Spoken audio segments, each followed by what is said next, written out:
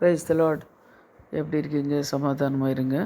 இன்றைக்கி கூட ஒரு வேதத்தில் ஒரு வசனத்தை எடுத்து நாம் தியானிக்கலாம். ராம் முழுவதும் உங்களை பாதுகாத்து நல்ல தூக்கத்தை கொடுத்து தேவன் என்ன பண்ணார், உங்களை பாதுகாத்து எனக்கு ஃப்ரெஷ்ஷாக இன்றைக்கி என்ன பண்ணுங்க, எழும்புங்க, நல்ல ஜெபம் பண்ணுங்க. கர்த்தர் இன்னைக்கு காலையிலேருந்து சாயந்தரம் வரை உங்களை ஆசீர்வதிப்பார்.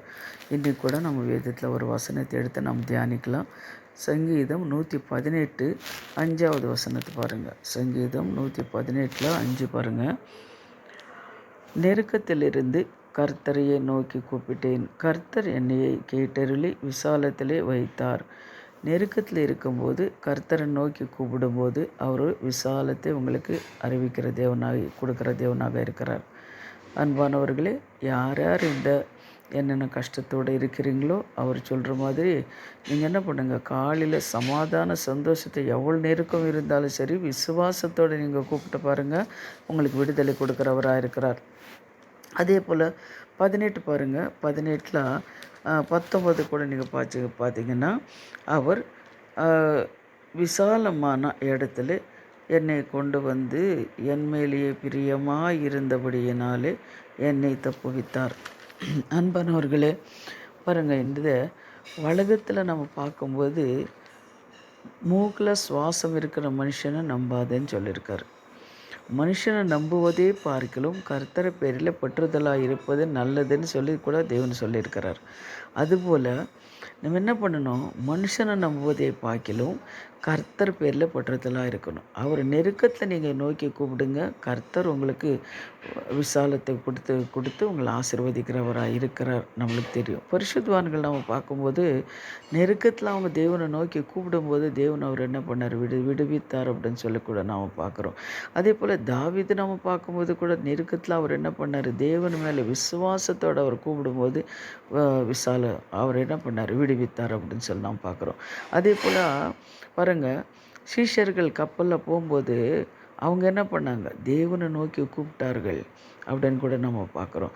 அதே போல் யோனா பாருங்கள், யோனா சமுத்திரத்தில் எடுத்து போடும்போது கூட அந்த மீன் வயிற்றில் இருக்கும்போது அவர் என்ன பண்ணார், ஆண்டவர் நோக்கி கூப்பிட்டார், ஆண்டவரே அப்பா நான் தவறு செஞ்சுட்டு என்னை மன்னிச்சிடுங்க அப்படின்னு சொல்லி நெருக்கத்தில் இருக்கும்போது எங்கே ஜீரணம் பண்ணிடுதோ எங்கே தின்னிடுதோ மீன் அப்படின்னு சொல்லி பயந்து அவர் என்ன பண்ணார், யோனா நெருக்கத்தில் நோக்கி கூப்பிட்டார் பாருங்கள். ஆனால் விடுதலை தேவனு கொடுத்தார் அப்படின்னு சொல்லி நம்ம பார்க்குறோம். பவுலு சீலா செரசாலுக்கு அவர் என்ன பண்ணார், செரசாலை கட்டி வைத்திருந்தாங்க. அப்போ கூட என்ன பண்ணாங்க, அவர் சோர்ந்து போகாமல் பாடி தேவனை துதித்தார்கள்.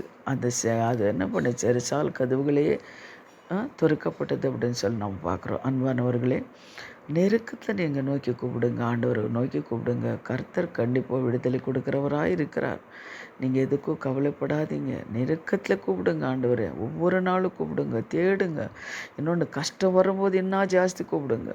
கண்ணீர் கஷ்டம் வரும்போது தேவனை கூப்பிடுங்க. என் வியாதி வருதா தேவனை கூப்பிடுங்க. பலவீனம் வருதா, குடும்பத்தில் பிரச்சனைகள் வருதா, தேவனை கூப்பிடுங்க. இப்படி எப்படி கூப்பிடுறது அப்படின்னு நீங்கள் நினைக்கலாம். ஆனால் தேவன் மேலே உங்களுக்கு விசுவாசம் இருக்கும்போது கண்டிப்பாக அவர் என்ன நடந்தாலும் சரி அவங்கள நீங்கள் நோக்கி கூப்பிடுவீங்க. ஏன்னா அவருக்கு நம்மளோட ஒருத்தர் இருக்கிறாருன்னு உங்களுக்கு ஒரு தைரியம் இருக்கும்.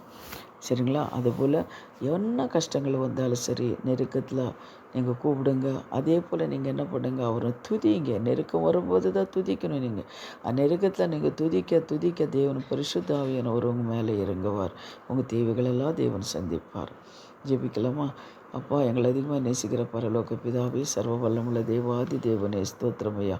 ஆமேன் கர்த்தாவே. இந்த உலகத்தில் உங்களை தவிர எங்களுக்கு வேறு யார் உண்டு கர்த்தாவே? நெருக்கத்திலிருந்து கர்த்தரை நோக்கி கூப்பிட்டேன், கர்த்தரை நீ கேட்டருளி விசாலத்திலே வைத்தார் என்று கர்த்தாவை சொன்னது போல தேவனே, இந்த வார்த்தை போல ஒவ்வொரு கர்த்தாவை உங்கள் பிள்ளைங்கள் அப்பா என்னென்ன நெருக்கத்தோடு இருக்கிறாங்களோ அவங்களை கர்த்தா விசாலத்தில் நிர்வகிக்கிற தேவனாக இருக்கிறேன்.